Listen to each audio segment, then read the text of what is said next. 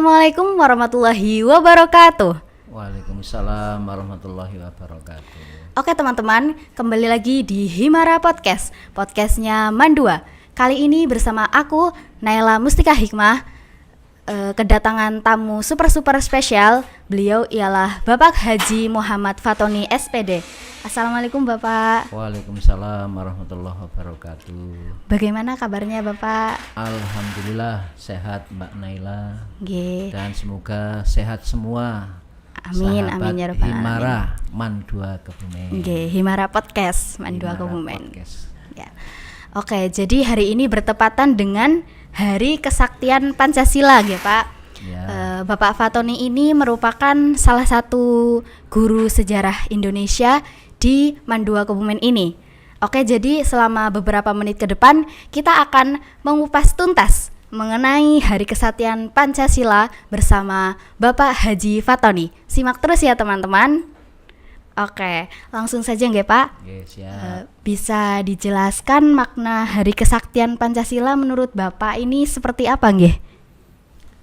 Hari Kesaktian Pancasila diperingati sebagai Hari Besar Nasional Indonesia itu dilatar belakangi oleh satu peristiwa penting sejarah bangsa Indonesia, di mana pada saat itu pada tahun 1965 terjadi sebuah peristiwa dalam perjalanan sejarah kelam bangsa Indonesia, yaitu peristiwa Gerakan 30 September 1965,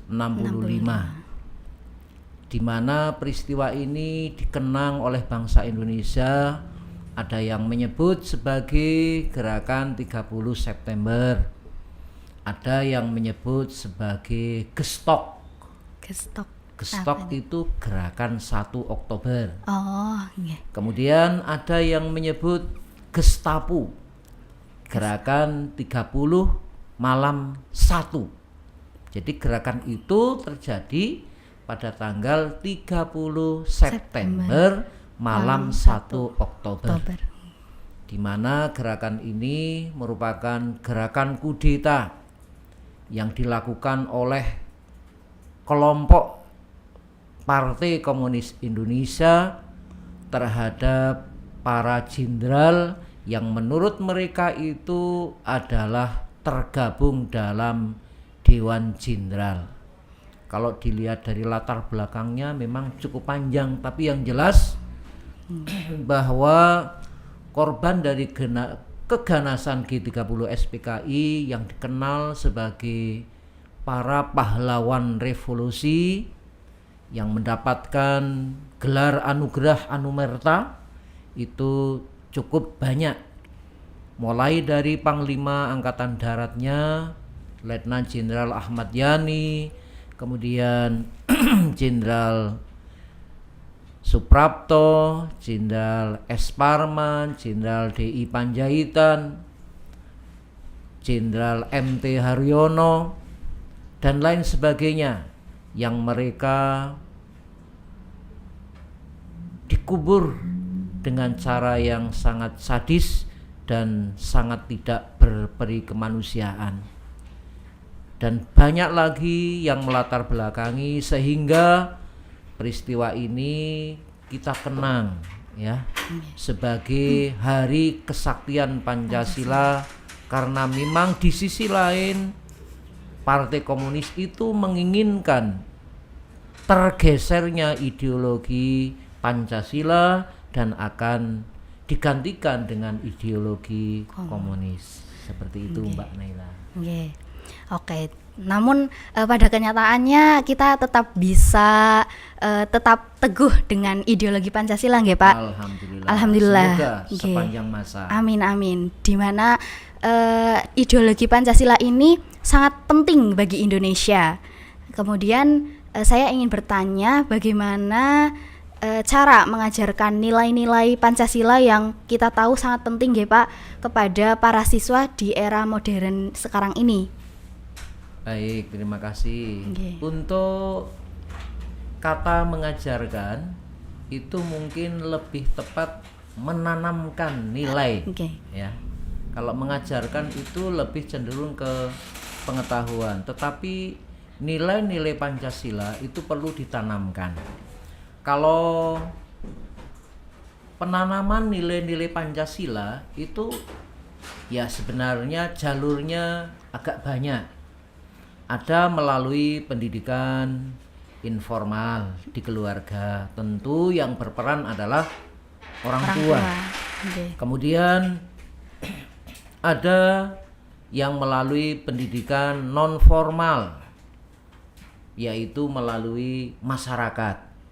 Kemudian kalau kita yang di madrasah tentu dengan pendidikan formal. Nah, di dalam menanamkan nilai-nilai Pancasila melalui pendidikan formal, tentu ada aturan-aturan yang baku. Nah, di madrasah kita pendidikan tentang Pancasila itu ada mata pelajarannya sendiri, yaitu PPKN. Kemudian untuk nilai-nilai Pancasila itu sendiri, hampir semua mapel PAI itu kan mengajarkan tentang nilai-nilai kebajikan, dan itu tentu sudah masuk ke dalam ranah nilai-nilai Pancasila. Apalagi sekarang sudah menggunakan kurikulum Merdeka. Di sana nanti ada porsi tersendiri, yaitu ada P5RA. Itu adalah juga dalam rangka untuk menanamkan nilai-nilai Pancasila. Nah, Bapak Ibu guru dan semua sivitas akademika tentu punya kewajiban yang sama untuk menanamkan nilai-nilai Pancasila. Dengan cara apa? Ya tentu dengan cara memberi contoh. Memberi contoh itu kadang-kadang memang mudah. Ada tingkatan yang lebih tinggi lagi, tidak memberi contoh tapi menjadi contoh. Nah, ini menjadi contoh ini yang memang berat. Tapi itu menurut kami itu merupakan hal yang harus dilakukan. Menjadi contoh adalah penanaman nilai-nilai Pancasila yang sangat ideal. Oke. Kemudian untuk selanjutnya, itu kan tadi cara menanamkan nilai-nilai Pancasila. Kemudian mungkin selain menjadi contoh tadi, mungkin ada beberapa kesulitan atau tantangan dalam menanamkan semangat Pancasila kepada generasi muda sekarang ini. Berbicara tentang tantangan itu memang kompleks.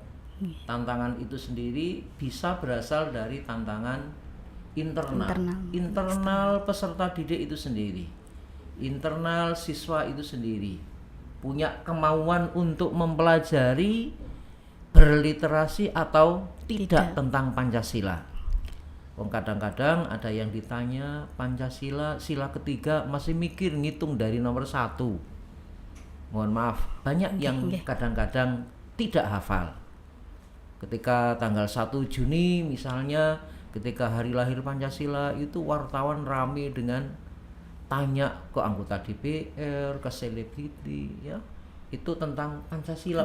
Ternyata banyak yang nggak hafal Pancasila. Nah, harapan dari kami, dari Bapak Ibu guru semua, peserta didik MAN 2 Kebumen, ya betul-betul ketika ingin tahu tentang Pancasila ya harus berliterasi dari awal.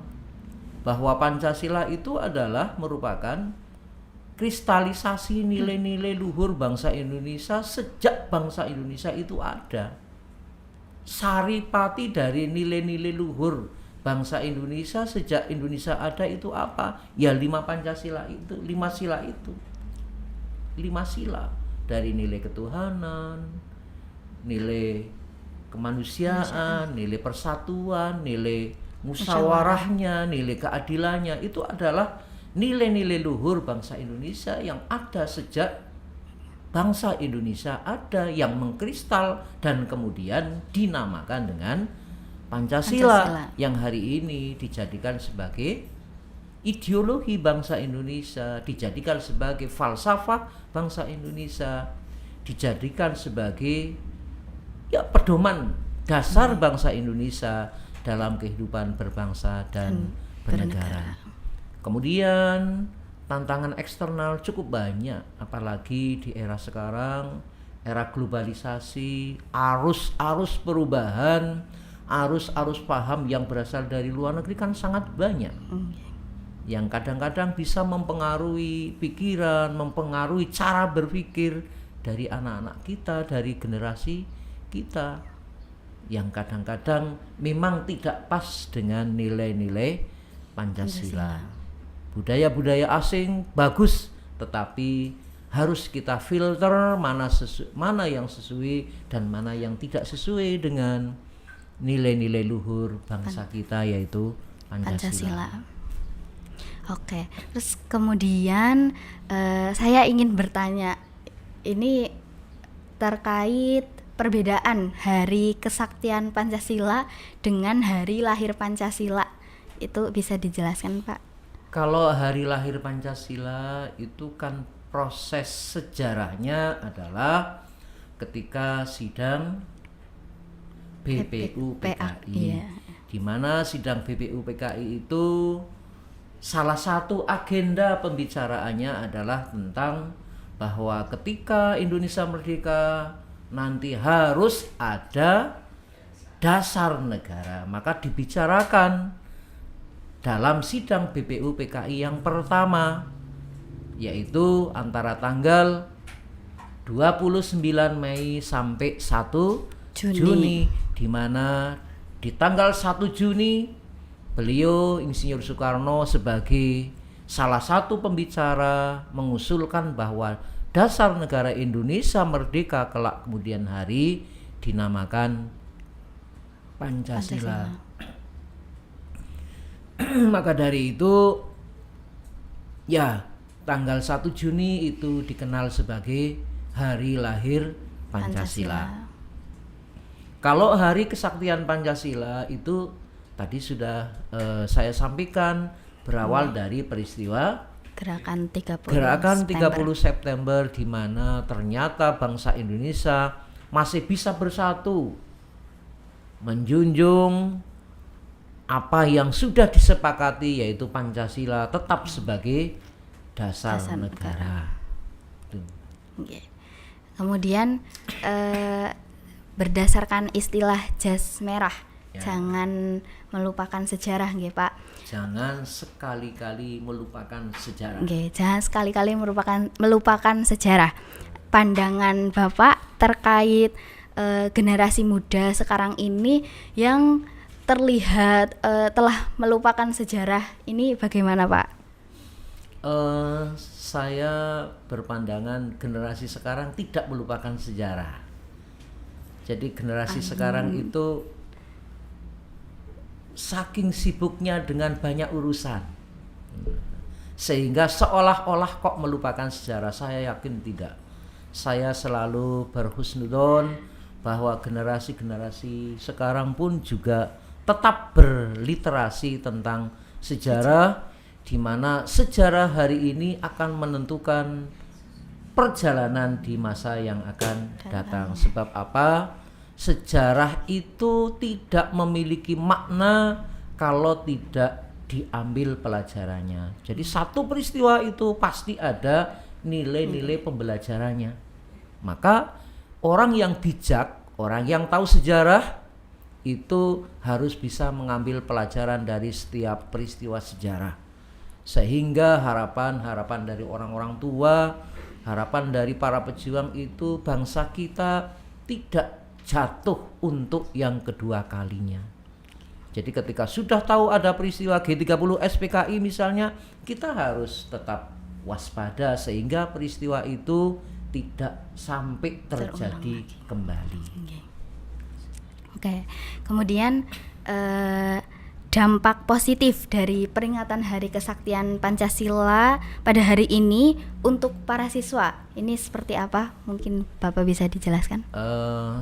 Saya harapkan bahwa dengan peringatan Hari Kesaktian Pancasila, apalagi dari negara sudah menetapkan tema bersama Pancasila, kita wujudkan Indonesia emas.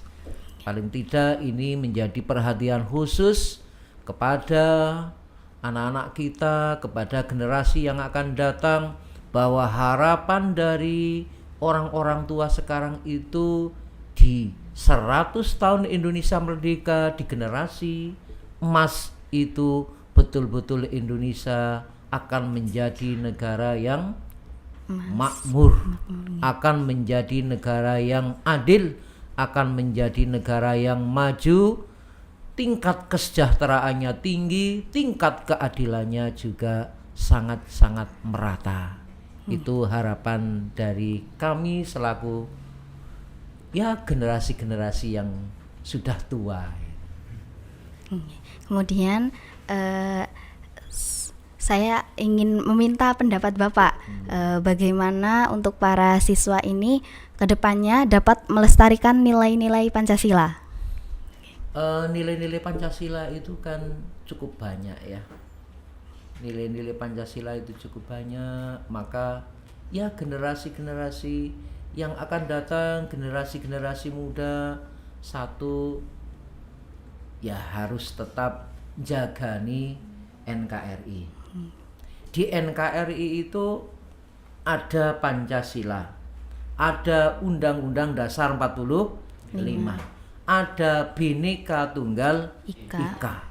Dan itu merupakan pilar-pilar pokok negeri ini. Maka generasi muda ya harus belajar itu. Paham apa sih NKRI? Oh, NKRI adalah sebuah negara kesatuan yang sangat beragam ya. Sangat beragam. Oleh karena itu dengan keberagaman itu jangan sampai justru menjadi perpecahan. Dengan keberagaman itu justru menjadi pemersatu. Kita harus berusaha untuk saling menghargai, saling menghormati, tidak curiga ya. Sebab apa? Kalau sudah seperti itu yang muncul adalah fitnah. Kalau sudah fitnah, saling curiga, adanya adalah suudon saja kepada pihak lain, suudon kepada orang lain, suudon kepada pihak lain. Ketika sudah seperti itu kan akan sangat rentan munculnya fitnah.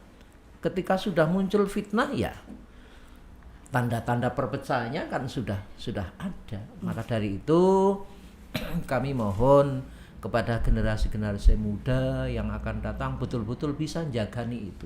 NKRI, Pancasila, Undang-Undang Dasar 45, Bhinneka Tunggal Ika harus kita jagani.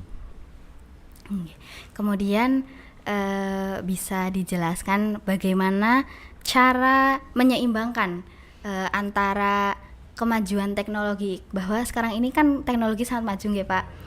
Cara menyeimbangkan kemajuan teknologi dan penerapan nilai-nilai Pancasila dalam dunia pendidikan sekarang ini, Bapak. Kemajuan teknologi memang tidak bisa dipungkiri. Kemajuan teknologi membawa manfaat yang sangat banyak. Apalagi di dunia pendidikan itu dengan teknologi segalanya dimudahkan. Mungkin lama-lama buku mata pelajaran tidak terpakai.